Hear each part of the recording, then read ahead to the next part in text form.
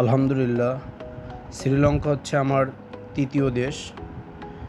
Sri Lanka immigration শেষ করে আমরা এখন যাচ্ছি শ্রীলঙ্কার শহরের মধ্যে কলম্বো সিটিতে। সেখানে ঘুরে ঘুরে দেখব।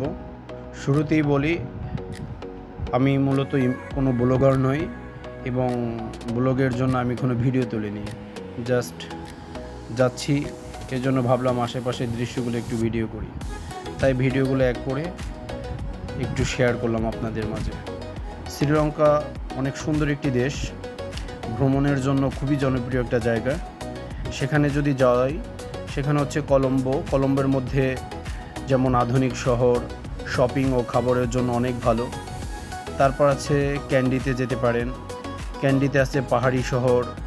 এখানে বিখ্যাত টেম্পল অফ দ্য ট্রুথ আছে, যেটা অনেক সুন্দর। তারপর ইলা আছে, চা বাগান, ট্রেন ভ্রমণ ও পাহাড়ি দৃশ্য, যেগুলো আমরা দেখব। গ্যালি আছে পুরানো দুর্গ ও সমুদ্র সৈকত। সিজিরিকা রক ফর্ট্রেস, পাথরের উপর তৈরি ঐতিহাসিক স্থান। এখানে আমরা গেলে যেগুলো করতে পারবো সেগুলো হচ্ছে সুন্দর সমুদ্র সৈকতে ঘোরা, বেন্টেটা, মিরিশা, পাহাড়ি ট্রেনে ভ্রমণ, ইলা রাউট খুবই জনপ্রিয়, চা বাগান ঘোরা, বন্যপ্রাণী সাফারি, ইয়ালা ন্যাশনাল পার্ক যেটাকে বলে। আর আপনি যদি খরচের দিকটা বলেন, বাংলাদেশ থেকে তুলনামূলক অনেক সস্তা। দৈনিক আনুমানিক ৩,০০০ থেকে ৭,০০০ টাকা, খাবার প্লাস হোটেল। ফ্লাইট খরচটা আলাদা। খাবার ভাত ও কারি খুবই জনপ্রিয়। সি ফুড, এর মধ্যে মাছ, চিংড়ি, একটু ঝাল হয়, আমাদের দেশের মতোই। ভিসার দিক দিয়ে সহজেই অনলাইনে ইলেকট্রনিক ট্রাভেল অথরাইজেশন পাওয়া যায়। বাংলাদেশের জন্য প্রক্রিয়া সহজ।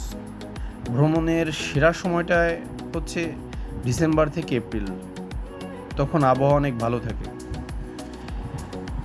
সুবিধার দিক থেকে যদি বলেন, কাছের দেশ, যেতে সময় কম লাগে, প্রাকৃতিক সৌন্দর্য অনেক, খরচ কম, সব মিলিয়ে বলা যায় অনেক ভালো।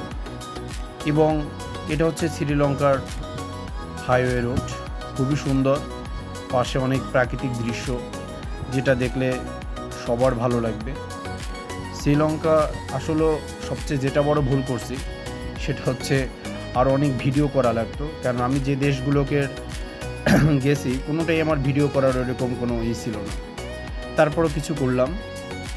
ডান পাশে যেটা দেখতে পারতেছেন ওইটা হচ্ছে প্রেমাদাসা ইন্টারন্যাশনাল স্টেডিয়াম, যেখানে আন্তর্জাতিক পর্যায়ে ক্রিকেট খেলা হয়।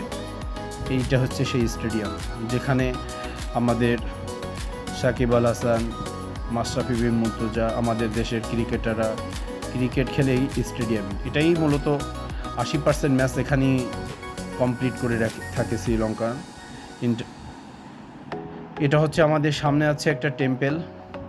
এখানে আমাদের ট্যুরিস্ট বাসটা ২০ মিনিট স্টে করবে। এই টেম্পলটা অনেক সুন্দর।